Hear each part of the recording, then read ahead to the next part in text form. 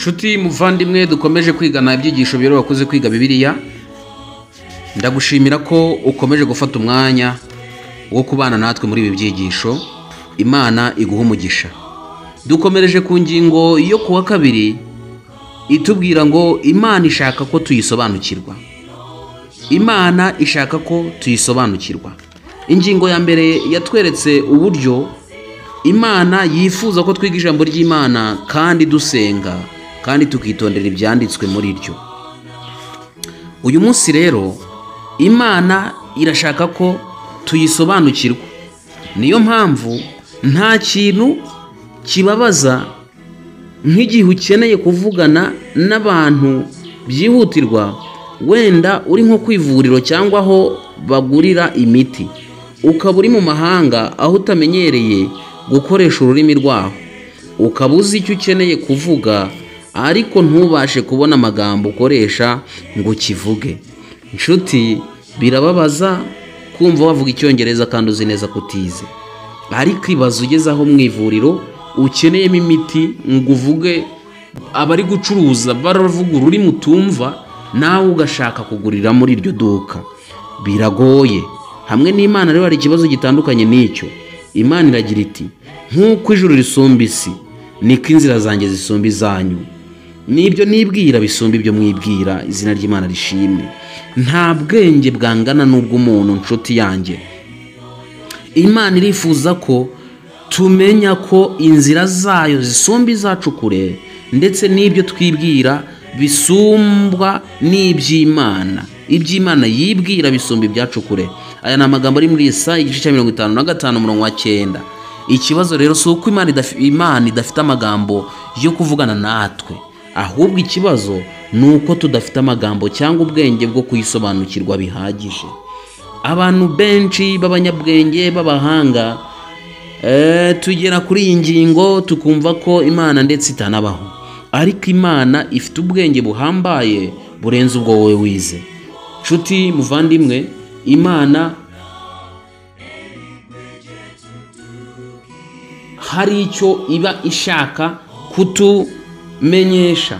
Muri Zaburi y'139 turasoma ku murongo wa mbere kugeza wa 6, hariho amagambo avuga atya ati, Zaburi 139 umurongo wa mbere kugeza wa 6, Zaburi yahimbiwe umutware w'abaririmbyi ni ya Dawidi. Uwiteka warandondoye uramenya, haleluya. Uzi imyicarire yanjye n'imihagurukire yanjye, umenyera kuri ibyo nibwira. Ujya urondora imigendere yanjye n'imiryamire yanjye.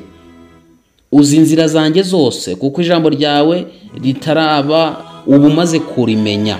Niyo mpamvu ungosa inyuma n'imbere, unshyizeho ukuboko kwawe kumenya ibikomeye, bityo ni igitangaza kinanira ukuboko kwawe.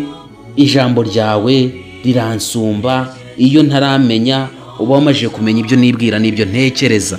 Uwiteka rero ubwenge bwe butandukanye n'ubwacu, nshuti yanjye. 147 umurongo wa 5 ho hatubwira ngo iki? Haratubwira amagambo meza ameze gutya: umwami wacu arakomeye, ni umunyambaraga nyinshi, ubwenge bwe nibugira akagero. Izina ry'Uwiteka rishimwe. Niyo mpamvu rero twebwe nta na rimwe ubwenge bwacu buzigera bungana n'ubwenge bw'Imana.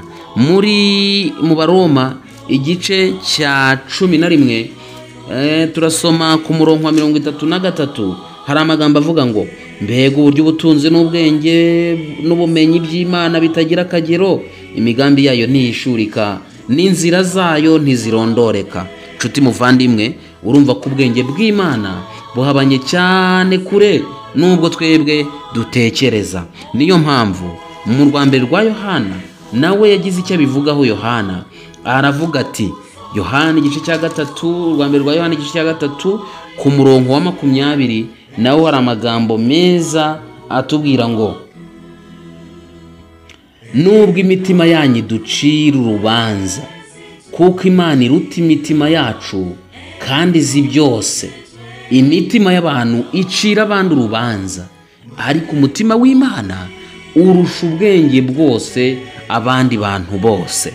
Nshuti yanjye rero ubwenge bw'Imana burahambaye, niyo mpamvu hano umwanditsi aravuze ngo ukuri kwabyo ni uko tutazigera dusobanukirwa namba ubwenge cyangwa se ubuhanga by'Imana, kuko itagira iherezo kandi izi byose.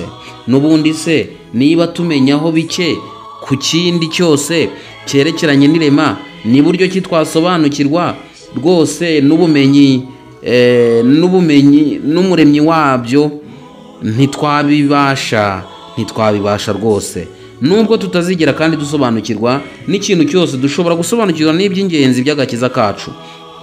Dusoma muri Timoteyo wa kabiri, rwandiko Timoteyo yanditse rwa kabiri, mu gice cya gatatu rwa kabiri rwa Timoteyo, igice cya gatatu umurongo wa 14 n'uwa 15, hari amagambo avuga atya ati: ariko wehoho ugume mu byo wize ukabyizezwa, kuko uzi uwakwigishije. Mbese weho uwakwigishije ninde? Umurongo wa 15, kandi uzi yuko uhereye mu buto bwawe wamenyaga ibyanditswe byera bibasha kukumenyesha ubwenge bwo kukuzanira agakiza gaheshwa no kwizera Yesu Kristo. Izina ry'Imana yacu rishimwe. Nshuti muvandimwe, iyi ntumwa zasobanuraga ubutumwa bwiza, zibusobanurira abazumva, akenshi baganishaga ku buhanuzi bwasohoye, ari bwo dushobora guheraho natwe tuvuga ko imwe mu mpamvu z'ingenzi z'ubuhanuzi ari ukwerekana inama y'agakiza. Mu kuri koko umugambi w'imena w'ubuhanuzi bwa Bibiliya mu buryo ubwo ari bwo bwose ni ukutuyobora kuri Yesu no ku isezerano ry'agakiza aha mwene muntu.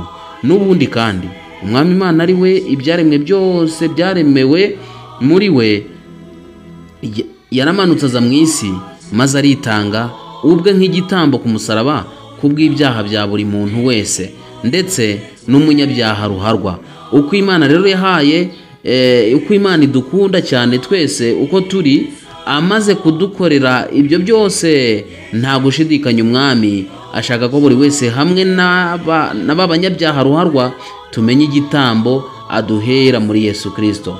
Kandi icyo nicyo ubuhanuzi bukora. Ubuhanuzi butwereka igitambo cya Kristo, ndetse n'uburyo yatambwe, ndetse n'uburyo yapfuye akanazuka akajya mu ijuru.